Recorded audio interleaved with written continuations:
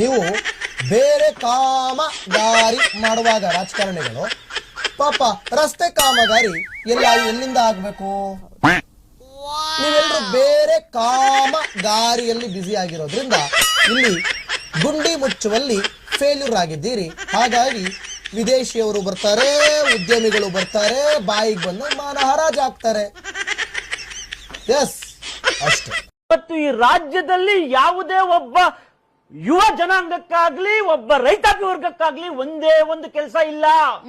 ಅದ್ರ ಅರ್ಥ ನೀವು ಬಾಯಿ ಕೆಲಸ ಮಾಡ್ಕೊಳ್ಳಿ, ಕೈ ಕೆಲಸ ನಮ್ಮ ಹತ್ರ ಇಲ್ಲ. ಏನ್ ಮಾತಾಡ್ತೀರಿ? ಹೇಳ್ರಿ. ಅದ್ರ ಅಲ್ಲ, ನೀವು ಆ ಬೇಸಸ್ ಅಲ್ಲಿ ಹೋಗ್ಬಿಡುತ್ತೆ.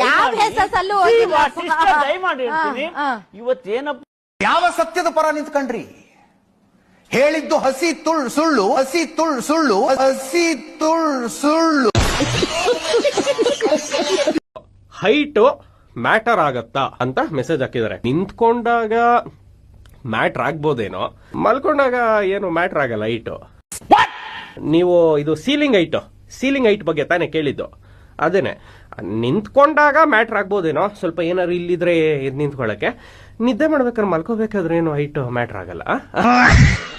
ಅಣ್ಣ ಸಖತ್ ಆಕ್ಟಿಂಗ್ ಮಾಡ್ತಿದ್ದಿ ಕಣ, ಕಲಾವಿದ ಕಣ. ನಮಸ್ಕಾರ ಕಣ. ನೀನು ಆಮೇಲೆ MLA ಅವರು ಬಂದು ಈ ಕಡೆ ರೀ ಕಿರೀಟ್ MLA ಹೊಸ ಏನ್ ಹೇಳ್ತಾ ಇದಾರೆ ಅವರು?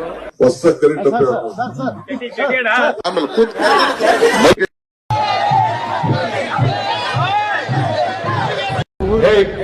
ಬೆಳಿಗ್ಗೆ ಗುಂಡಾಕ್ಬಿಡ ಕೈ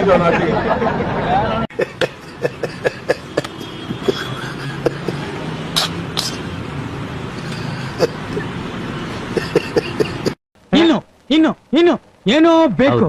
ಇನ್ನು ಬೇಕು ನಿಮ್ಗೆ.